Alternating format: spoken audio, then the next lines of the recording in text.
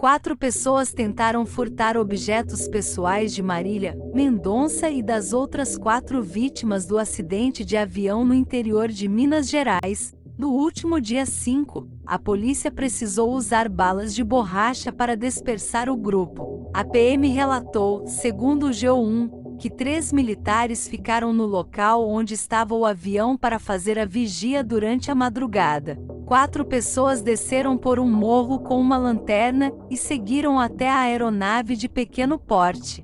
Ainda segundo a publicação, foi dada uma ordem para que as 4 pessoas parassem, o que não foi acatado. Foram disparadas balas de borracha e o grupo fugiu.